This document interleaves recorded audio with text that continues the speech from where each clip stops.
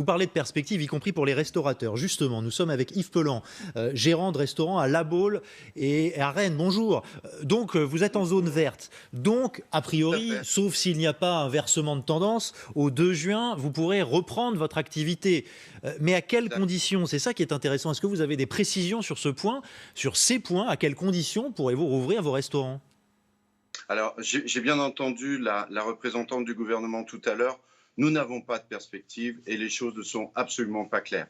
J'ai créé avec des amis une association qui s'appelle Sauve ton entreprise et nous venons de prendre une grande décision. La villa, je la débaptise, je vais l'appeler Air France One. Croisette, je vais l'appeler RATP Ligne 13. Et le Continental, je pense que je vais l'appeler RER A. Voilà. Pourquoi on nous impose des dispositions à 4 mètres carrés qui sont ingérables. Il faut savoir que le plan les protocoles ont été définis par, entre autres, quelqu'un qui est à la direction du groupe Accor. Au groupe Accor, je vous garantis, dans leur entreprise, les mètres carrés, ça va pour eux. Mais comment font nos collègues, nous, avec 40 places dans un restaurant pour accueillir des clients? On a le choix, soit on reste fermé et nous faisons faillite, soit on ouvre et nous faisons faillite. Pardonnez-moi, expliquez-moi cette règle des 4 mètres carrés. C'est un client, Voilà. 2 clients C'est-à-dire par que 4 mètres carrés, c'est quoi? vous avez une personne, et ça a été contré hier par notre président du GNI ainsi que de l'UMIH, 4 mètres carrés, c'est la zone dans laquelle une personne doit se trouver dans un restaurant. Nous, on conteste totalement ça. On a la possibilité de mettre des espacements d'1 mètre entre chaque client, de gérer au mieux les accès. On développe la partie vente emportée avec des accès sécurisés, dédiés par rapport à la vente emportée. C'est ce qu'on met en place à la Villa et à la Croisette ainsi qu'au Continental. Voilà, mais on augmente le temps également de présence de nos services, c'est-à-dire qu'on va commencer à 11h30, on va finir à 15h pour reprendre à 18h pour finir à minuit. On a demandé une extension du domaine public à notre maire. Nous sommes toujours en attente de sa réponse alors qu'on voit à Cannes, à Nice, des maires qui prennent véritablement en compte nos préoccupations et qui constatent qu'en augmentant le domaine public, évidemment, on va avoir plus de mètres carrés et de façon à mieux respecter la distanciation sociale. Lauriane Rossi, qu'est-ce qu'on répond à Yves Pelan qui voit pas de perspective, lui? La perspective, déjà, c'est la réouverture. Maintenant, M. Pellan a raison, c'est très compliqué pour certains restaurants de mettre en place ces mesures de distanciation sociale. Et je le vois à Malakoff, à Montrouge, à Bagneux, dans ma circonscription, où certains restaurants me disent « mais ouvrir pour faire moitié moins de couverts avec autant de charges », c'est très compliqué. Donc j'entends évidemment ce que dit ce restaurateur. Concernant le domaine public, nous sommes plusieurs parlementaires à être intervenus la semaine dernière pour demander la possibilité d'étendre, donc on parle des terrasses très clairement, oui. D'étendre les terrasses à moindre coût, voire gratuitement, pour qu'ils puissent en extérieur retrouver aussi un certain nombre de couverts. Nous sommes malheureusement sur un fil, c'est-à-dire qu'il faut leur permettre de réouvrir au plus vite et en même temps de préserver, d'un point de vue sanitaire, la protection à la fois de leur personnel, de ces restaurateurs et bien sûr de la clientèle. Voilà. François Pupponi. Non, le problème, c'est que le gouvernement est pris entre la contradiction de dire il faut continuer à protéger la population, mais économiquement, il faut que ça reparte, parce qu'on peut plus. Enfin, on a ouvert les vannes, mais à un moment, les vannes, on peut les ouvrir, mais là, on est à 9% du déficit du PIB, 120% d'endettement, 50 milliards des comptes de la sécurité sociale dans le rouge. Bon, donc il faut les deux. Sauf que aujourd'hui, quand on dit les Français pourront partir, les règles aujourd'hui, c'est quoi? 100 km. Ah oui, aujourd'hui, oui. D'accord, aujourd'hui. Et en zone rouge, les hôtels-restaurants ne rouvriront pas avant le 2 juin, peut-être en zone verte. En zone rouge, on ne sait pas.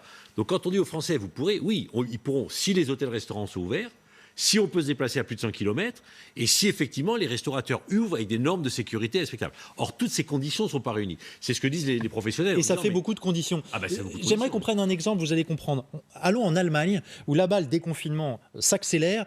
Les restaurateurs, sous conditions et par endroits, ont pu reprendre leur activité. C'est le cas dans le nord du pays, où on retrouve Esther Lefebvre. En Italie aussi. Ça y est, ce restaurant vient de rouvrir comme au bon vieux temps, ou presque. Regardez dès l'entrée ces consignes très strictes qui sont affichées. 1,50 m entre chaque table, voilà la distance obligatoire, ce qui veut dire qu'à l'intérieur, il y a tout simplement 2 fois moins de tables qu'auparavant. À chacune de ces tables, on ne pourra s'installer qu'avec les membres de sa famille et une autre, pas plus, pas de tablé entre amis. Et puis ensuite, dès son arrivée, il faudra, de façon fortement recommandée, inscrire toutes ses coordonnées signer sur cette fiche au cas où un client serait infecté et qu'il faudrait remonter la chaîne de contamination. Enfin, autre obligation, celle de désinfecter les menus à chaque client. Alors ici, on a fait un autre choix, celui d'afficher sur toute étable ce QR code plastifié qu'il suffit de scanner avec son téléphone portable. Même si la patronne de cet établissement me le confiait il y a quelques instants, quelques petites craintes tout de même que la population la plus âgée ne soit pas tout à fait à l'aise. Voilà, le cas allemand. Si vous êtes un faux sperme, Adrien, là, il ne s'agit pas d'aller au restaurant. Hein. Oui, je vois ce que vous voulez dire. Mais Yves Pelan, comment vous observez ce qui se fait du côté de l'Allemagne ? Parce que vous, est-ce que par exemple, vous pouvez économiquement ouvrir avec 50% de couverts en moins ? Alors, clairement non. 50%, ça veut dire qu'on est très largement en dessous du seuil de rentabilité. Ça veut dire qu'en ce moment, nous sommes en train évidemment de regarder notre effectif. On va continuer à placer du personnel en chômage partiel. On va démultiplier évidemment nos actions de vente à emporter, d'augmentation, comme je disais, de l'espace-temps et demander à notre maire enfin de prendre des bonnes décisions par rapport à l'extension du domaine public. Mais globalement, lorsque vous regardez les décisions qui ont été prises du gouvernement, c'est encore rajouter des prêts. Il n'y a absolument pas de prise de conscience réelle de ce que nous vivons en tant qu'entreprise.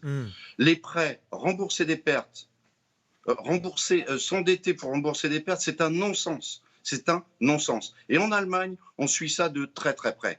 Notre association sont en entreprise. On a noté qu'en Bavière, il y avait une prise en charge de 15% des pertes d'exploitation. En ce moment, en France, c'est laissé au bon vouloir du débat sur un contrat. Donc moi, qu'est-ce que je fais ? Eh bien, on va évidemment porter des actions en justice pour réclamer notre prise en charge de la perte d'exploitation. On n'a pas de cadeau, vous savez, mis à part le chômage partiel, parce qu'évidemment, on était tous rayés de la carte, c'est des prêts à rembourser plus tard. C'est, regardez avec votre assureur comment vous allez faire. C'est avec votre bailleur, discuter, trouver des amendements. C'est pas ça. C'est pas comme ça qu'on dirige un pays. C'est pas comme ça qu'on gouverne. Et nous, en ce moment, on entend on en a assez. Vos inquiétudes. Yves Pelan, merci d'avoir pris le temps d'échanger avec nous.